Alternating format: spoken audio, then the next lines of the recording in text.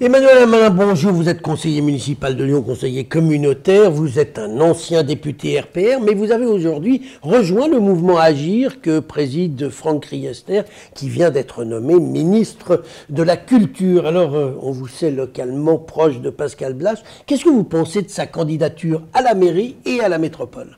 Je m'en réjouis. Je pense que c'est une bonne candidature et que c'est une candidature même, à mon avis, que beaucoup de Lyonnais attendaient.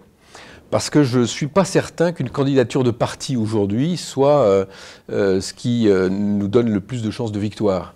Et une candidature ouverte d'une personne qui est maire de Lyon, maire d'arrondissement de Lyon déjà, du 6e, qui a un ancrage territorial sur Lyon, qui n'est pas encarté, mais qui est apparenté à un groupe, et qui a vocation à rassembler extrêmement largement, je pense que ce profil-là a aujourd'hui le plus de chances de conquérir la ville. Donc vous le soutenez? Bien sûr que je le soutiens. Officiellement, vous lui Officiellement apportez... et totalement. Vous croyez qu'il a les moyens de constituer des listes? Il faut 221 noms sur la ville de Lyon qui soient paritaires. En plus, on sait que les partis politiques parfois rament pour trouver autant de candidats. Lui, il est tout seul dans son coin.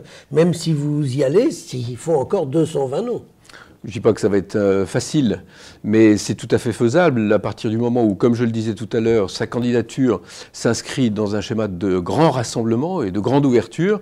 Ça lui laisse effectivement une possibilité, probablement plus importante même que les candidatures de partis, de constituer des listes. Dites-moi, Emmanuel Amalin, bon, monsieur Pascal Blache pourrait demain faire alliance, ou avec Gérard Collomb, ou avec Étienne Blanc. S'il faisait alliance avec Étienne Blanc, est-ce que vous le soutiendriez encore? Écoutez, on verra. Le temps n'est pas venu de prendre ce genre de décision. Il a exprimé effectivement sa volonté de rassemblement et sa capacité d'ouverture à tout le monde, que ce soit Étienne Blanc ou Gérard Collomb. On verra le moment opportun, quel sera son choix, et puis surtout pour quelles raisons. Emmanuel Amalin, vous connaissez bien Étienne Blanc. Vous avez siégé en même temps pendant plusieurs années au Conseil régional. Est-ce qu'à votre avis, il ferait un bon maire de Lyon? Il en a les compétences, indéniablement, mais il traîne avec lui un certain nombre d'inconvénients qui sont d'abord le fait d'être maire de Divonne-les-Bains, même si c'est plus pour très longtemps, mais il l'a été pendant de nombreuses années, et député de l'Ain, d'être anciennement, on lui rappellera pendant la campagne son passé milloniste. Il était président du groupe de Charles Millon en 98, au moment où les choses étaient difficiles entre Millon et le Front National. Et puis, on lui reprochera aussi d'être le premier vice-président de Laurent Wauquiez. Et on le sait, ce positionnement-là n'est pas en cohérence vraiment avec la sociologie lyonnaise. Mais vous qui le connaissez bien, est-ce que l'image correspond au personnage? Il est beaucoup plus rond, beaucoup plus ouvert, beaucoup moins sectaire que l'image que vous avez évoquée à l'instant. Bien sûr, mais ceux qui le connaissent bien sont un certain nombre et les Lyonnais sont beaucoup plus nombreux. Donc je pense, on a vécu ça par le passé avec des candidatures comme Perben qui disait « mais moi je suis lyonnais, je suis né à Lyon, j'ai fait mes études à Lyon, etc. » On sent bien que ça ne passe pas, les Lyonnais sont assez hermétiques. Vous étiez proche de Perben, vous étiez sur ces listes, vous étiez un copain de Perben en fait. J'étais sur ces listes, mais souvenez-vous quand même du positionnement que j'avais eu un peu au début de sa campagne, qui avait créé quelques remous, où j'avais exprimé clairement qu'il n'avait pas conquis le cœur des Lyonnais. Dites-moi Emmanuel Amalin, politiquement vous soutenez aujourd'hui le gouvernement, puisque vous soutenez M. Riester, qui est membre du gouvernement. Localement, vous appartenez à des groupes d'opposition à la mairie et à la métropole qui sont clairement dans l'opposition. Vous n'êtes pas un peu mal à l'aise? Juste pour vous rappeler que le groupe des constructifs à l'Assemblée nationale est toujours inscrit dans les groupes d'opposition, même si un de ses leaders...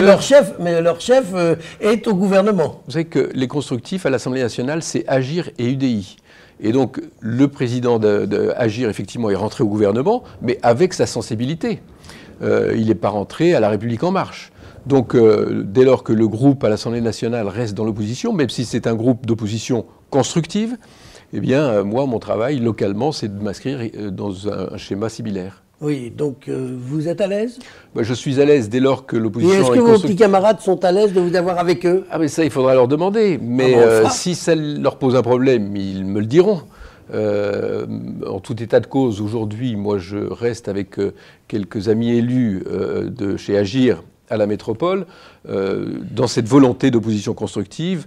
L'opposition systématique, c'est pas notre tasse de thé, on n'en veut plus, je pense que les Lyonnais n'en veulent plus, et dès lors qu'on peut accompagner un certain nombre de projets, même si c'est dans certains cas, on se donne la possibilité d'avoir une musique différente. Avant de nous quitter, Emmanuel Hamelin, un petit secret, si d'aventure Pascal Blache rejoignait Étienne Blanc, ce qui n'est pas exclu complètement, est-ce que vous pourriez rejoindre Gérard Collomb?